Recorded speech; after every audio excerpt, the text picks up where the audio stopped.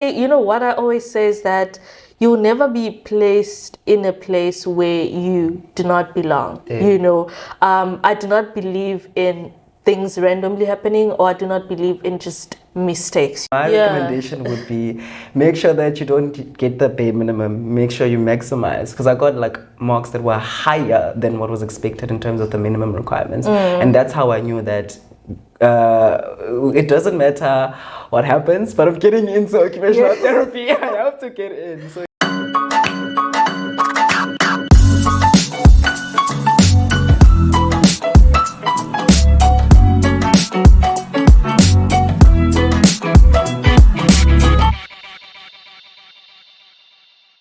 once again, I get the opportunity to sit down with an amazing health sciences student who has made his mark in the health sciences career.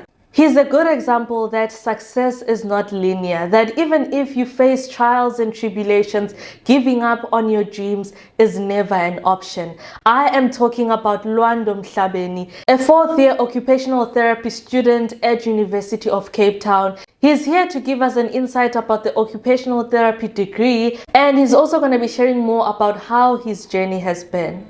If you are new to this channel, please don't forget to subscribe, like and share this video to show some love.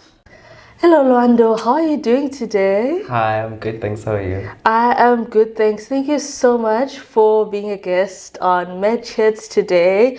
I am so excited to have you here. It's my first time having someone from OT, and I've been getting a lot of requests, eh? Like, tell us about OT, invite an OT. And I was like, you know what? I might know someone who might, give us more insight about this career. And I'm so glad that we are finally having this chat. And I hope a lot of people are going to learn a lot from our conversation, because, we are having very much educational conversations. And I hope like people who didn't know about OT will know about it now. And also people who, didn't know about the career maybe might be inspired to actually get to study it. Please. But before we get anywhere, I have an icebreaker for you. Okay. So I'd like you to choose a number between 1 and 20. 6. 6. All right. Well, here we go. I'm scared. I know. Okay. What did you want to be when you were younger?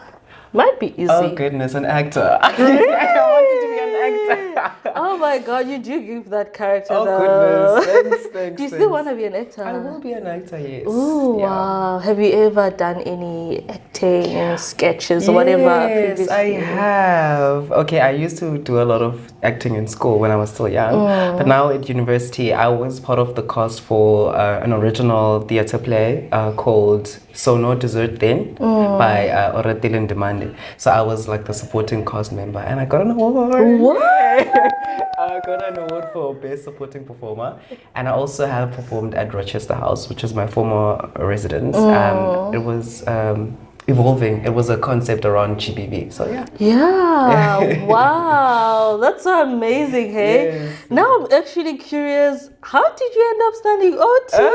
Why OT? Because like, your dream was generations, skim sum, and now you are here at Health Sciences. Okay. Why OT? Before that, let me just do a brief intro of myself to everyone. My name is Lwando Mhlabeni. I am Xhosa.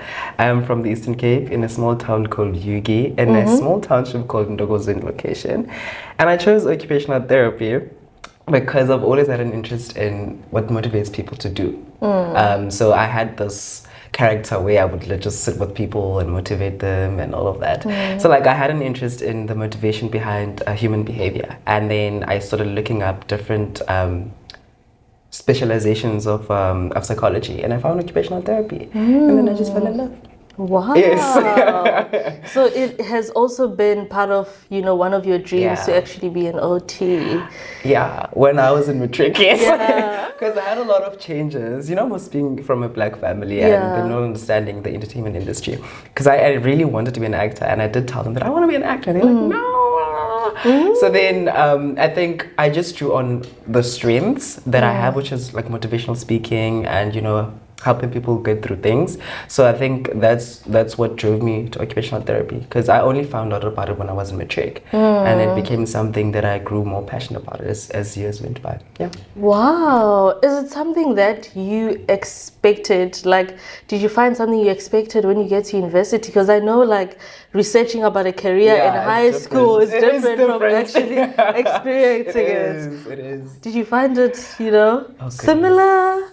It's been a challenge. I think it is what I expected and more. Okay. I think when I did my research, it was more about the hospital side of it, and how you treat patients in the hospital context, how you help them with moving when they have mobility issues, how you help them with if they have stroke, help them with being able to feed themselves, all of that. But I think now I'm exposed to a variety of contexts. For example, I've been to a school helping people with intellectual disability prepare for work. I'm in an NGO where we're helping young children that are within a community that is affected by gender-based violence. So it's more than what I anticipated it, and it's very much fulfilling. It's amazing. I love talking about OT a lot. I always love it when someone is just in love with their career, I love it. because most of the time it's always like, oh, what I'm studying is so hard, it's difficult and stuff like that. And it's always nice and inspiring to see someone so happy about their career, and actually that you got what you expected and more. Exactly. That is amazing. Yeah. So what subjects did you take in high school? Oh goodness. I did mathematics, obviously. I did physical sciences, agricultural sciences, and life sciences. Did I mention life sciences? No. Yeah, it's life sciences, agricultural sciences, and physical sciences, yes. Oh, okay. And what are the subjects that are required specifically to study OT? It's changed when I checked the website, actually, because at the time they did speak about physical sciences and mathematics, and I think they also mentioned English. But now I think they only mention mathematics. There's a lot of changes. I can't remember. There's a lot going on. There's a lot of changes. But I remember they were wanting. I think they needed a 60% for your English, whether it's home or first edition. I did first edition of language in high school. Fortunately, I got more than 60%. Yeah, that's on period. Yes. Do you think like it really benefits you to take life sciences in high school if you want to study OT? Yeah, but is it like a required subject? I wouldn't say that, because I do remember there were people that didn't do it in my class. But yeah, it's the criteria just very much confuses me. Yeah. I just looked at the numbers, to be quite honest. I just like, okay, do I match the numbers in terms of the NBT and in terms of the percentages, which fortunately I did. They didn't want much. I think at the time it was like 50% in other subjects other than English. Yeah. 60%. But it has changed now. They want 70-something% for mathematical literature. It's changed, but you need to get high marks, and my recommendation would be make sure that you don't get the bare minimum. Make sure you maximize, because I got like marks that were higher than what was expected in terms of the minimum requirements, and that's how I knew that it doesn't matter what happens, but I'm getting into occupational therapy. I have to get in. So yes. I definitely do like highly advise people to always like read the prospectus, because universities release prospectus like every year. Definitely. It's not just for vibes, Definitely. They might have changed something, they might have added something. So if you want to go study that career in that university, download their prospectus online and actually read about the requirements, the criteria, because things might have changed. Yeah, they change so that you are aware of exactly what is going on. I also heard that you mentioned NBT. So NBT is required. NBT. I remember they needed an intermediate level, because there's different levels. There's proficient, there's intermediate. I forgot the first one. So intermediate is like the beginning one. Yeah. So I got intermediate. I got like 40 something overall, because I did both AL and QL. So AL is academic? No, it's not academic. I forgot. Academic literacy. Academic literacy, and then Q is quantitative. Yes. So I remember I got a very high mark for my QL. No, sorry. For my AL. which was 60 something percent. Whereas for my the other one, I got 40 something percent. So then when they averaged them, I got an average of 40 something percent. So they needed intermediate. Yeah. Oh, okay. I know right now, probably the competition is way tough. That with those marks, you have to couple it with prayer for you to be admitted. Because right now competition is really crazy. So how many students do they take at UCT? They changed because initially it was the capacity was 60, but now it's actually it's a lot more. I'm not really sure about the certain number, but in my class when I was in first year, that was in 2019, there was 52 of us. Okay. Yeah. But now they've increased the number. Yeah, they have. I mean, I think also if it's still less than 100, then the competition is really still high. Oh, ironically, in I think 2021, they admitted a total of 100. Really? It was so insane. Wow. It was so insane, but I don't think they will do that again. But yes, they did do that. It was during COVID. I also heard that, even if they admit like 100, but your class when you graduate, you like 30%. Exactly. Of you. Exactly. Because I feel like, sometimes people use those other careers to just do first year and then transfer to other careers because it might be like a second option or your third option. And I hope there are people considering OT as their first option. Please, guys, we really need OT. How many of you are in your class right now? Plus minus 60. I'm not sure about the exact number. It's still a huge group. It's very different. But I think just to put perspective so that people can actually understand what you mean about careers. So OT is very different in that it's about client-centeredness. So we are a qualification that is around client-centeredness and helping people with functioning. So when we break down the term occupational therapy, when you take the part occupation, we define it as the things that people do for them to gain meaning and purpose. So then our scope of practice is around helping people with psychological, with mental and physical things that limit them from doing. So for example, now we are in a interview session. So if you are like a podcaster, right? That is your occupational identity. So as an OT, if you have something that's preventing you from doing that, I would help you. So for example, if you had anxiety attacks, I would give you techniques on how to manage that. So everything that I do as an OT is linked to what that means to you and what the purpose you derive from that. So I think that's why the rates decrease, because people actually understand when they understand it in terms of the research versus the reality of the degree, it's very complicated because there's a lot of social things that we deal with, people coming from poor backgrounds and all of those things. So it's a very heavy emotionally heavy. Yeah, exactly. Sounds so really it's hard. It's hard, and the demographic in terms of the people that are in it, it's majority female white people. So it's in my class, I think there's only 4 if not 6 male students. It's crazy. So I think a big part of it is that social life has taught us that women are more caring and all of that. So I think that degree itself requires you to have that nurturing personality. It requires you to be patient. It requires you to be able to handle hold space for people. Like if people are going through mental things, you have to be able to understand how that impacts their doing and how we do learn counseling skills, which is interesting for me because I've always liked psychology. So we learn counseling skills amongst other things that are more physical.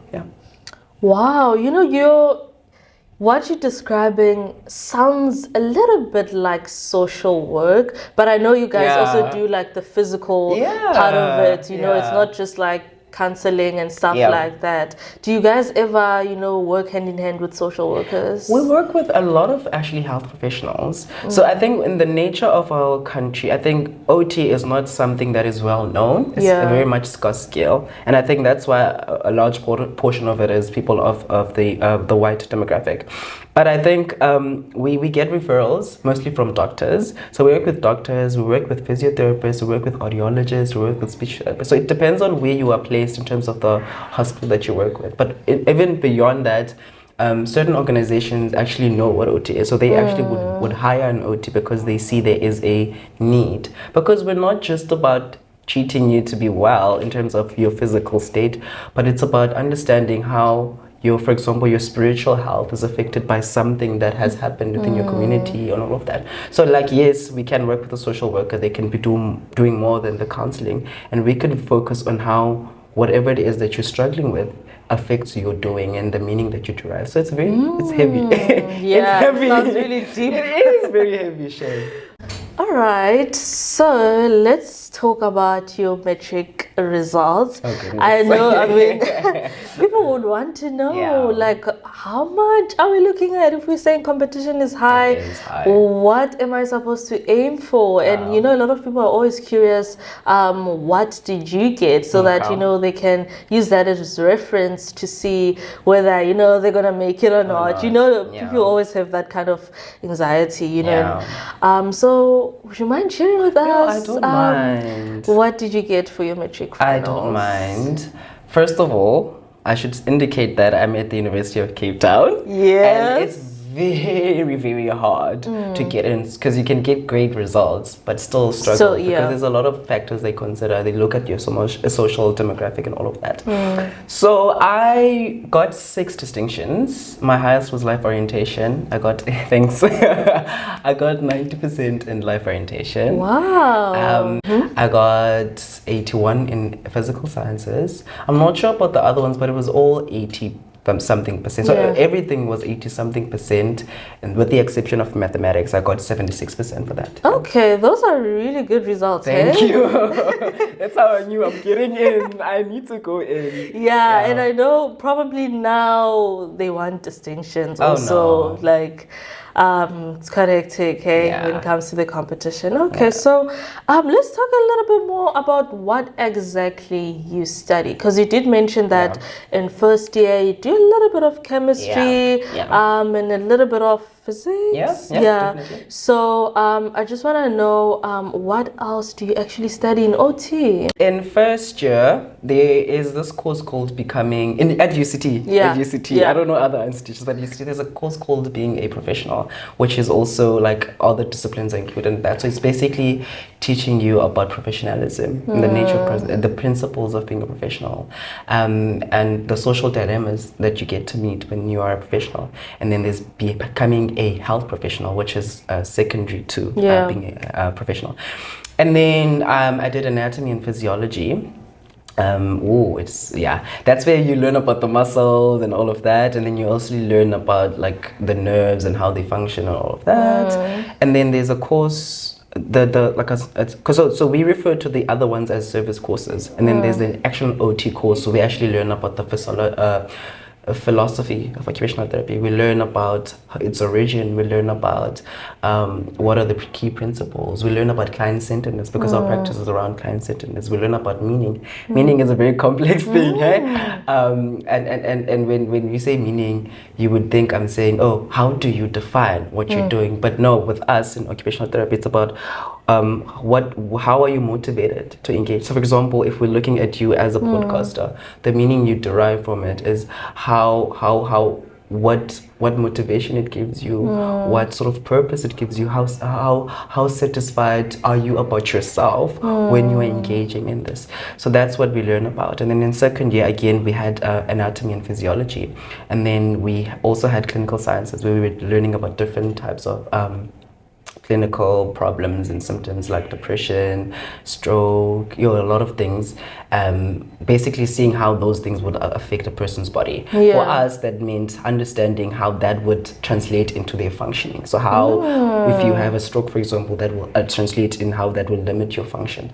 We also had a psychiatry, where we're learning about mental health, specifically about mental health issues, learning about trauma, like things such as PTSD, which is post-traumatic stress disorder, anxiety disorders, autism. And for us, the main focus is around how those specific symptoms that you experience affect your function and how you experience meaning in whatever it is that you do. And then, what else did we do in second year? I think that was it. And then also the OT theory, I forgot the name of that part. There was a particular course for OT. Oh, we also did social psychology. in second year. So we did social and developmental psychology, where we were learning about. So social psychology is a very broad and interesting. I love it so much.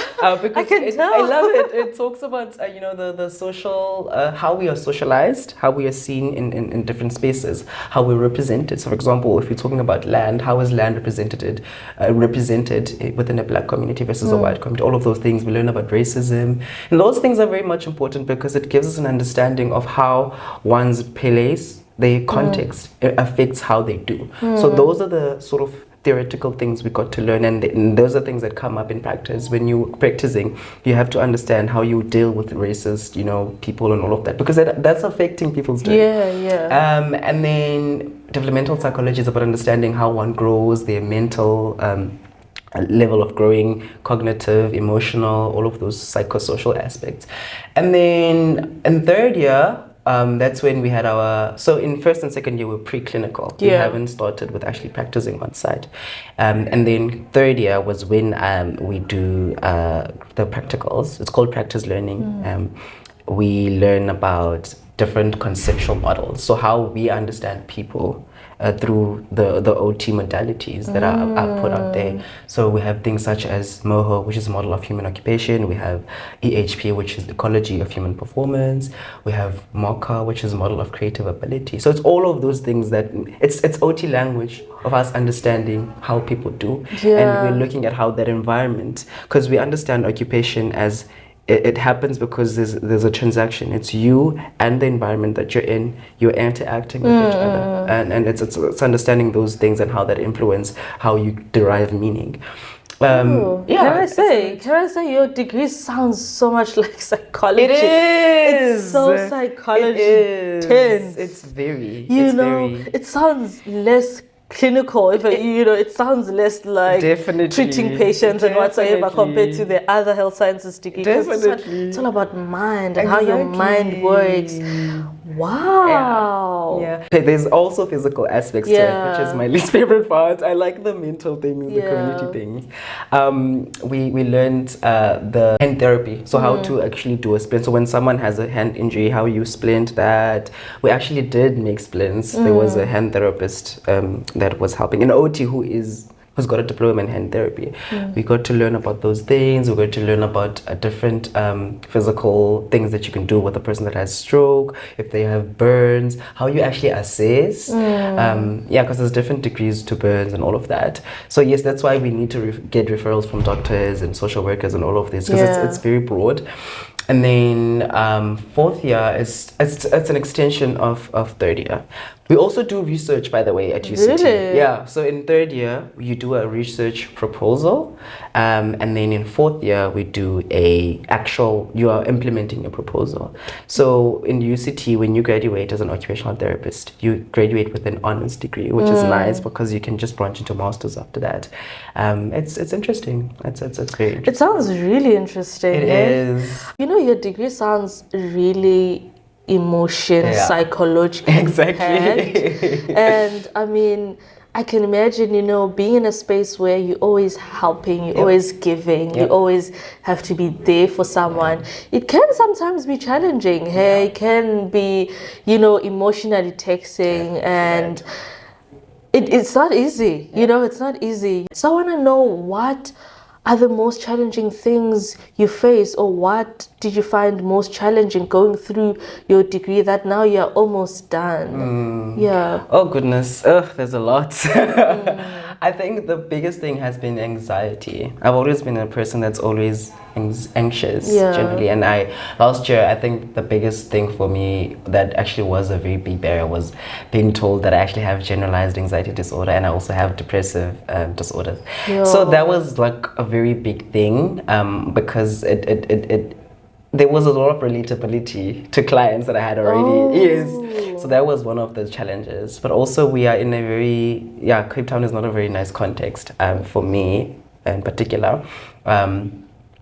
I think navigating the space as someone that comes from a black family, from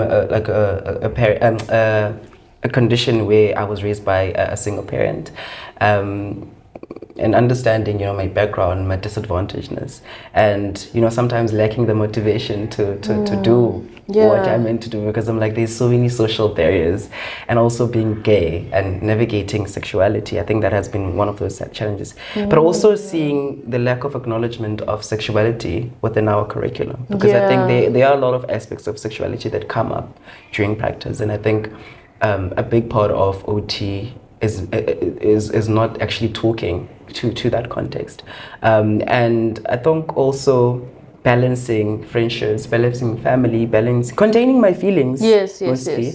And also, you know, that thing of, there's that, like, oh, I was top learner in my school, so now there's that expectation that I'm gonna have distinction. I remember the first time I went back to my high school, just to visit and say hi, when I was in my first year. My class teacher from grade 12 was like, how many distinctions did you get? I'm like, are there even distinctions in university? Okay. Like, it's hard, guys. It's so hard. So I think that reality of being faced with things that I wasn't familiar with, being a space where now there's a lot of diversity. There's people from Nigeria, there's people from America, there's people from China, there's, you know, people from USA. Like, there's so much. And I come from a very small town where it was all Songes Tetisxhosa, or there's Afrikaans people, Nabo Batetisxhosa sometimes. So it was just, it's just the intangible. So it's like to adapt with the environment. Yeah, that was my biggest challenge. You know, to fit in, sort of. Yeah. Because I feel like, you know, we don't talk much about social barriers. There you go. Especially in such a big university like UCT. Because it's not just that I'm black, I don't have a MacBook, or I stay at race. That's a big one. It's more than that. It's deep, because, you know, when you analyze the situation that, okay, after school, somebody gets in their own car, you have to wait for a journey, you know, and whether the journey takes an hour to come or whether you have to walk, it does affect you somehow, because you might get tired and you're no longer studying as much as you should at night. And you see someone goes to their apartment, or they go at home and someone has cooked a meal for them. You go to, you know, a dining hall and the food there is horrible. So like, I feel like social issues do also affect our performance in university. But, you know, some people don't want to understand that because they were thinking, oh, you're using that as an excuse or whatsoever. But it really does affect, you know, in terms of like also your motivation. For you to be thinking, okay, I'm waking up to this class where everyone looks like they have everything. They look like they have money. Yeah, they look like everything is figured out. And also, if you are a person who's not like, who's mentally struggling, and you go to class and everyone is just cheerful and rejoicing, and you're thinking, yo, I'm performing badly and I don't have money, NSFAS didn't give allowance this month. It's just a lot. It's just a lot, especially in this university. And I mean, I deeply do understand what you're talking about, and to some extent I do relate. It's actually, you know, what I always say is that you will never be placed in a place where you do not belong. You know, I do not believe in things randomly happening, or I do not believe in just mistakes, you know. Sometimes, you know, it's normal for us to have imposter syndrome, to be thinking like, oh, do I belong here, whatsoever.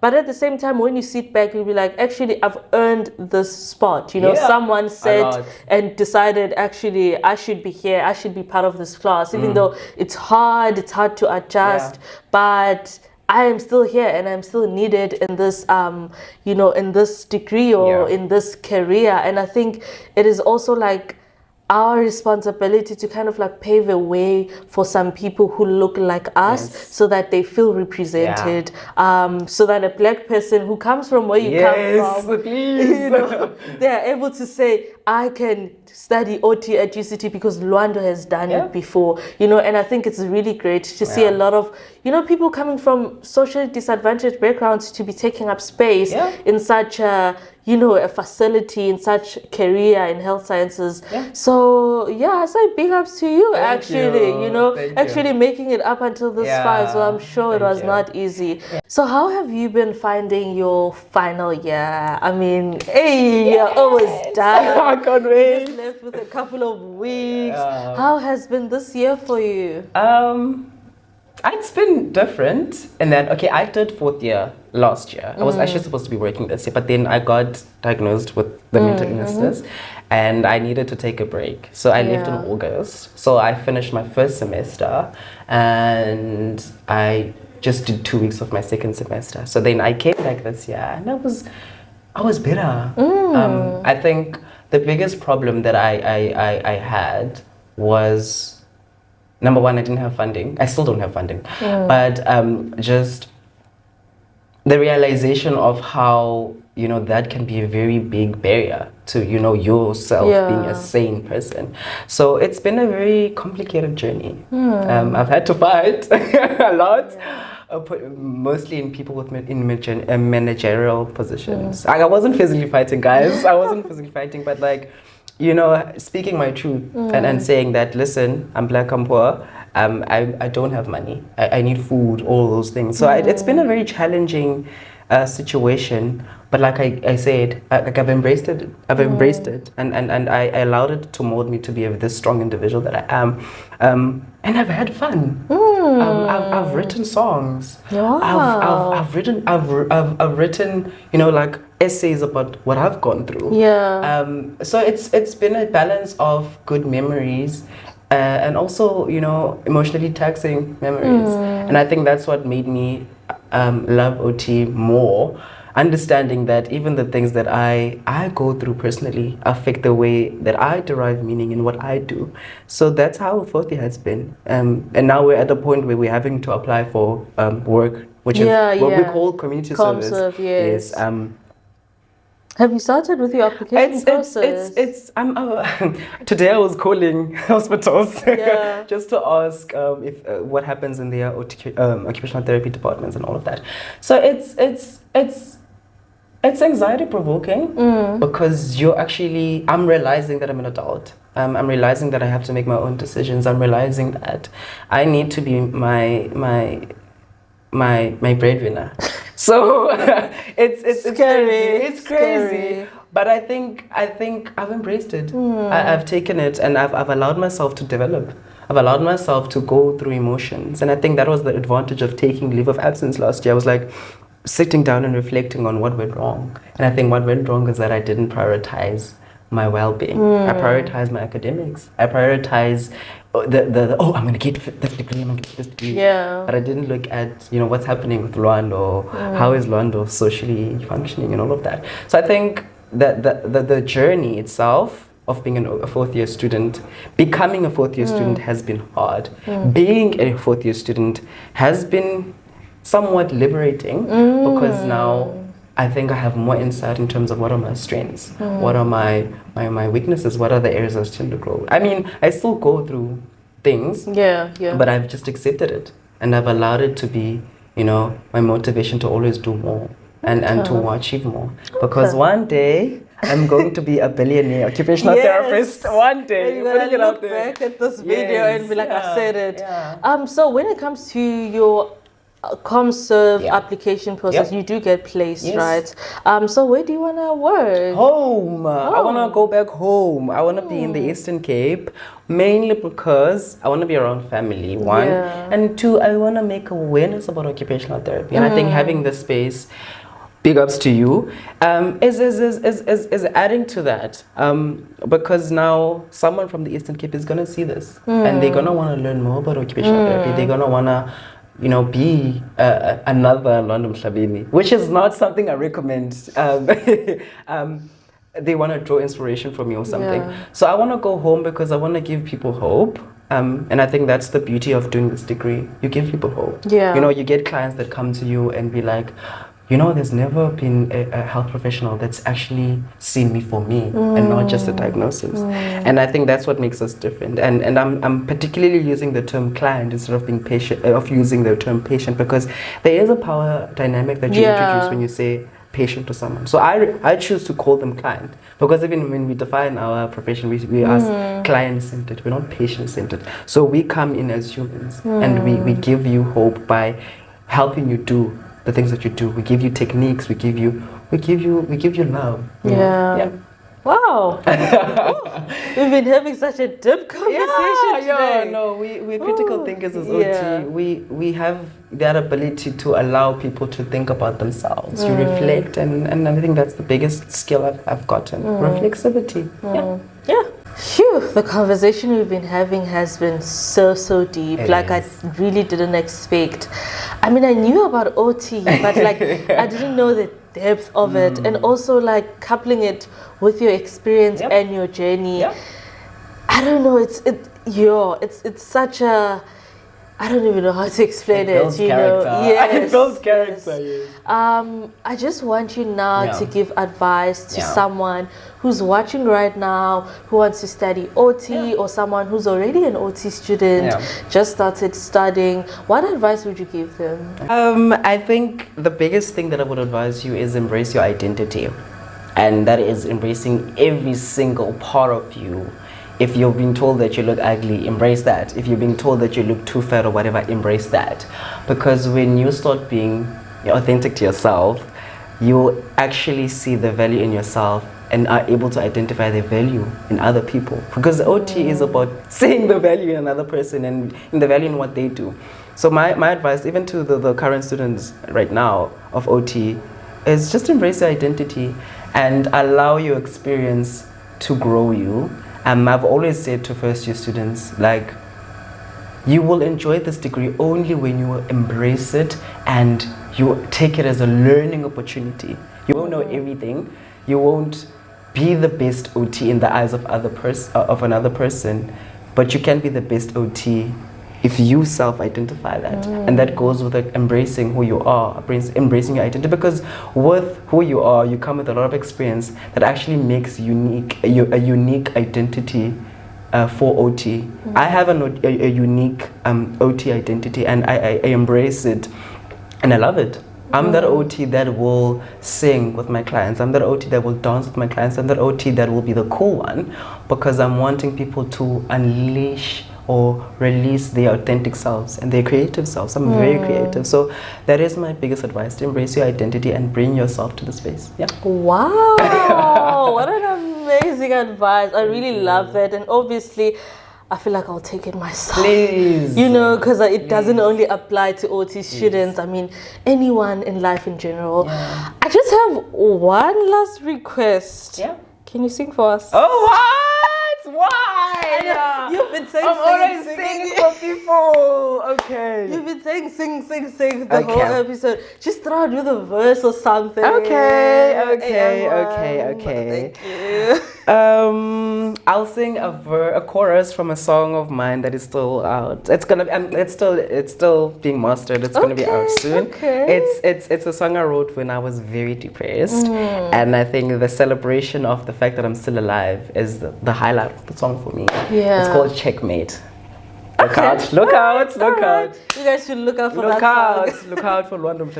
It goes, the chorus is, checkmate, I made it, I succeeded, I'm still alive, checkmate, it's done now, it is over, I'm still alive, let me celebrate life and living. I'm still alive, checkmate, it's done now, it is over for now. Wow!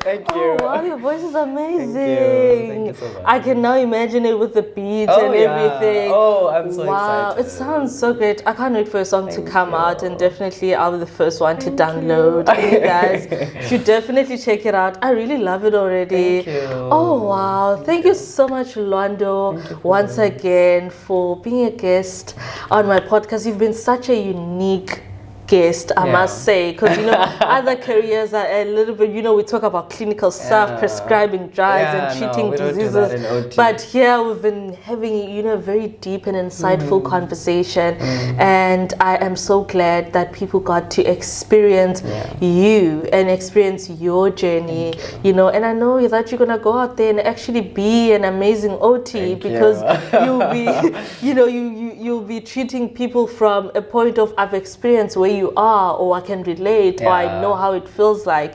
And that is such a great Thank you. thing. I'm once again wrapping up another amazing episode of MedChats with Becoming Dr. Andy. I hope you did enjoy this episode, and I hope you have learned a lot from Lwando and his journey. If you are a health sciences student or a health professional and you would like to be a guest on MedChats, please write me an email on becomingdrandy@gmail.com and we'll definitely make it happen. If you have any career or anyone in health sciences that you would like to see, please drop them down on the comments below. Thank you once again for watching this episode. Please don't forget to subscribe, like, and share this video to show some love. I'll see you again on another episode. Bye.